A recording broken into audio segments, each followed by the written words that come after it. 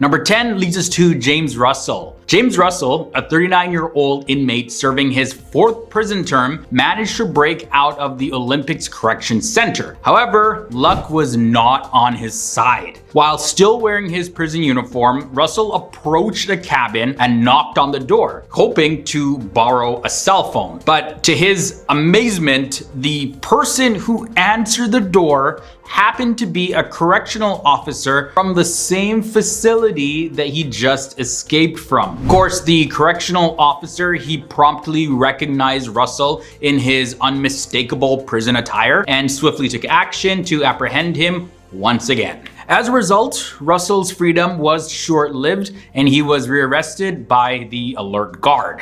From there, let's take a look at Lester and Michael. Lester Burns and Michael Coleman, renowned for their daring van escape, successfully executed their plan to break out of the prison. With the help of luck and determination, they managed to infiltrate the prison van, start the engine, and commence their getaway. But unfortunate circumstances unfolded when an unknown prisoner, unbeknownst to Burns and Coleman, was also present inside the van. They had no idea. This individual had absolutely no intention of partaking in the escape and strongly opposed the entire plan. Prompted by a sense of responsibility, the reluctant prisoner contacted emergency services by dialing 911 to report the escape. Consequently, all 3 individuals involved in the incident were captured. Coming up at the number 8 spot, we have Lorenzo Pollard. Imprisoned in Missouri, Lorenzo Pollard employed improvised nunchucks crafted from bed sheets and a chair to engage in a confrontation with prison guards, ultimately enabling him to escape. Almost. Lorenzo, he showcased his proficiency in combat, which played a role in his initial success in eluding prison security. Nevertheless, though, his downfall stemmed from underestimating the vigilance of prison security forces. Shortly after Lorenzo managed to break free, the entire security force promptly mobilized, leading to his recapture not long after his escape. He does get an A for effort though. Come on, he created nunchucks out of bed sheets and a chair. Moving on to the number 7 spot, we have Curtis Ray Watson. In a small rural community in Tennessee, Curtis Ray Watson, a detainee, he successfully escaped prison following his malicious actions towards and the subsequent end of life of a prison official. Engaged in his regular lawn duties alongside other inmates, Curtis, he made a fateful decision to execute a reckless act. According to reports, Curtis SA'd and took the life of the prison executive, seizing the opportunity to break free once the path was clear. Utilizing a tractor as his means of transportation, he fled into the surrounding fields. Such decisive and rapid actions deemed Curtis a highly dangerous inmate. After eluding authorities for 5 days, Curtis was eventually apprehended and returned to custody. Coming down to the number 6 spot, we have Christopher BOSCACCI. He was somebody who was held at the Elmwood Correction Facility for petty theft and was nearing his release date actually. But he ended up displaying a lack of wisdom and impatience by proceeding with an ill-conceived escape plan that ended in utter failure. Without realizing it, BOSCACCI, he decided to scale the prison security fences, unaware that surveillance cameras had recently been installed along the perimeter. He did manage to successfully climb the first 2 lines of security though, but his next action of grabbing onto a power line was captured on camera. His escape attempt was promptly disrupted, of course, and he never managed to breach the prison perimeter. I mean, if you were in prison, all you had to do is just wait a little bit longer. You would have been free. Number 9 leads us to the Gresham stalker. A woman identified only as Jen in Gresham, Oregon, endured months of threats from an unidentified stalker. The ordeal began with text messages originating from disposable phones, which escalated to including pictures of familiar places, nearby street signs, as well as increasingly harsh threats towards her. But Jen, she finally caught a glimpse of him on surveillance footage outside of her grandparents' house, in which she felt safe, but no, he figured out that she was there and continued to stalk her. The surveillance video that was captured shows the stalker leaving a note on the door containing the message, Baby, you should have known that I'd find you. Soon you will be mine. The stalker's hands, face, and head are concealed, but Jen is hopeful that somebody will recognize the stalker and expose his identity. Coming down to the number 4 spot, here we have the Birmingham stalker. One neighbor's trust was betrayed completely by a creepy stalker who was caught on camera attempting to remove secret listening devices that he planted in her home. Now, the events took place in Birmingham, England, involving William Nolan, his wife, and their neighbor Lee Jones. Lee was someone who entrusted the Nolans with a key to her house so that they could feed her cats while she was away. However, upon her return, she actually found a voice recorder taped under her coffee table, and she also found another one hidden behind the headboard in her bedroom. So from there, Lee set up covert webcams throughout her home, and after reviewing the recorded footage, Lee identified William Nolan as the person that was inside her house. And in the footage, she saw him retrieving the hidden recording devices. William Nolan is a former security guard, and he pleaded guilty to the charges of stalking without fair alarm or distress. Number 3 takes us to the RADUCANU stalker. A 35-year-old man named Amrit Megar had been found guilty of stalking tennis star Emma Raducanu. Emma Raducanu, who gained international recognition for her victory at the 2021 US Open, revealed that she now feels afraid to go out alone due to the stalking incidents. Amrit Megar had traveled to the London suburb where Emma lives with her parents, and he visited her address multiple times, leaving notes such as 23 miles walked for you and you deserve love. And also during his last visit, he decorated a tree in the Raducanu family's front garden with Christmas lights on it. He also stole a shoe, mistakenly believing it belonged to Emma, but it actually belonged to her dad. And his actions were captured on the home's door camera. Number 2 leads us to the 3M stalker. Robert T. Cessna, who was a vice president at the company 3M Co., had been accused of stalking a 24-year-old woman and peeping into the windows of her duplex in Hudson, Wisconsin. The charges stem from incidences in February 2022, and this was when a woman and her roommate noticed footprints leading to their kitchen and living room, indicating that somebody had been looking into their window. So what did they do? They installed surveillance cameras, and on a later occasion, they saw on surveillance camera that a man was approaching their window and attempting to look inside before he left. So the video footage was shared with the neighborhood to alert other residents. And based on the surveillance footage and the description provided by the women, officers were able to link it back to Robert Cessna. The stalker in at the number 1 spot is the GUSTE JANUS stalker. It's definitely distressing to hear about GUSTE JANUS's experience of being stalked and terrified,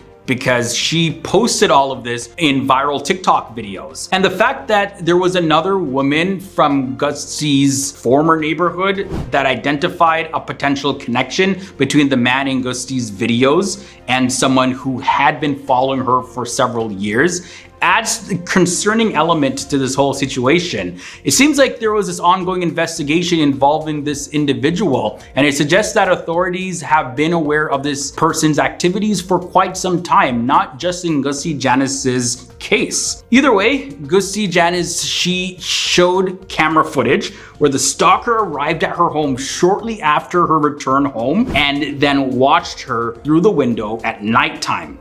But the thing is, no one's able to identify the stalker here. Starting at number 10, we have Sergei Anatolievich Torup. Back on August 18th, 1990, he received a revelation from God that changed his life and thousands of people who believe in him. Also known by his followers as Vissarion, or the teacher, Sergei Anatolievich Torup claims to be the reincarnation of Jesus Christ, and he started his own church, and he calls it the Church of the Last Testament. He and his followers live in Petropavlovka, and it's pretty much a man-made utopia where eating meat, drinking, and smoking, and even cursing is absolutely forbidden. The community is also self-sufficient. Now, before Sergei became Vissarion, he worked as a traffic officer for the USSR. So when the Soviet Union was dissolved, he ended up losing his job. And after that, he received this divine revelation that led him to claim that he was Jesus Christ. An interesting belief in his church is that they believe in outer space mind, or aliens. Moving on now to number 9, we have Oscar Ramiro Ortega Hernandez. Back in the year 2011, Oscar Ramiro Ortega Hernandez, he tried to assassinate President Barack Obama. Really, he fired 9 shots at the White House. Fortunately, nobody got hurt. President Barack Obama, as you know, he's still alive, as well as his wife and his family, and they were in San Diego at the time, and 5 days after this guy was caught. So why did he try to do this anyways? Well, apparently he believed that Obama was the Antichrist. And on top of that, he also believed that he was the reincarnation of Jesus, whose mission was to stop the Antichrist from ruling the world. If he really was the Christ, he would know that Barack Obama wasn't in the White House at the time he tried to shoot it up. But in any case, let's continue with this guy's story. He even made a video about this, and the recording in it, he says, "It's not just a coincidence that I look like Jesus. I'm the modern day Jesus Christ that you all have been waiting for." Things get a little bit more strange with Wayne Bent. Now, Wayne Bent, also known as Michael Travesser, he's the leader of the Lord Our Righteousness Church, and this is based in New Mexico. Now, before Wayne Bent founded the group back in the year 1987, he served as a Seventh-day Adventist Christian pastor, and it was in 2000 that he said that God showed him a divine revelation that he actually was Jesus Christ. Since the year 2008, Wayne Bent has been in prison, serving a 10-year sentence for laying with teenage female followers. And according to the Albuquerque Journal, he was released on supervised parole back in the year 2016. Now, despite this, he continues to claim to be the Messiah, and he holds on to the belief that he is innocent and that the government is just trying to persecute him. Next up at number 7, we have Jose Luis de Jesus Miranda. Now, we have a guy that I guess couldn't really make up his mind. Jose Luis de Jesus Miranda says that he was the Messiah and also that he was the Antichrist. He even got the number 666 tattooed on his arm. He's the leader of the church called Growing in Grace in Miami, Florida. And back in the year 2007, 30 of his members of the church decided to also get 666 tattooed on their bodies as a sign of their devotion and their love and admiration for him. Now, in addition to claiming that he's the Messiah as well as the Antichrist all in one, he also taught that sin and Satan don't actually exist. He believes that he, as well as his followers, can do absolutely nothing wrong in God's eyes, and he received this divine revelation back in the year 1973, and he passed away in the year 2013. Apollo Kibaloy comes in at number 6. Apollo Kibaloy was a founder and leader of the Kingdom of Jesus Christ, the name above every name. That's the name of the church, by the way. And that's based in the Philippines. Now, Apollo Kibaloy, he attracted about 6 million followers. 4 million of them are estimated to be in the Philippines, and the other 2 million are in other places. Aside from being the head of this church, he also claims to be the appointed Son of God, or the reincarnation of Jesus Christ. He also claims that God appointed him to be the savior of the non-Jewish people. Now, back in the year 2005, on April 13th, Apollo Kibaloy, he declared that God had entrusted him with the kingship. Now, this kingship specifically is supposedly given to him, and that gives him authority to govern God's kingdom as well as execute God's laws all around the world. He also claimed that since the year 2005, he's been living in a state of sinless existence. So after being a Christian preacher for some time, he left his church and then he formed his own church, and that was established back on September 1st of 1985. The record halfway in at number 5 is Bangladesh is the world's thinnest nation. Yep, you heard that right. It's the thinnest nation in terms of BMI, which stands for, of course, body mass index. Body mass index, or BMI, is a measurement of someone's weight in regards to their height. It is an indicator of the person's total body fat. So when in 2010, the national BMI average of Bangladeshi people was measured at 20.5 for women and 20.4 for men, that alone set a new world record and made the country the thinnest nation on the planet. This is one of the only few world records that wasn't intentionally set. Like, nobody went out to say, well, let's be the thinnest nation on the planet. No, it didn't happen like that. Number 4 is the longest human chain. This is an incredible record. Bangladesh is one of the most populated countries in the world. And back in the year 2004, one of Bangladesh's world records was set when over 5 million people joined their hands together. they form the longest human chain in the entire world, and it stretched from Teknaf to Tentulia. The 1,050-kilometer long human chain stretched across the entire country, from one end of Bangladesh to the other end. Even after so many years have passed, it's still one of the most surprising events that has ever happened in the world. Alright guys, so next up, these next 3 world records are set by one single person. So let's introduce this amazing guy. His name is Mahmudul Hassan Faisal. He has a record for the most football arm rolls in 30 seconds. At the age of 18 years old, Mahmudul Hassan Faisal from Magura, Bangladesh, he set his 5th world record. Yeah, he has 5 of them. That's a lot for one person. Either way, he set his 5th one, and this record was for the most football arm rolls in 30 seconds by spinning a ball with his left hand 62 times within a 30-second time period. Now, the world record at number 2 is from the same guy, but this is for the most football arm rolls in 1 minute. Guinness World Record officials recognize his first world record, the most football arm rolls in 1 minute, back in August of 2018, and he did this 134 times. Now, the number 1, we end this episode off with catching a basketball with your neck. Yeah, he has this world record.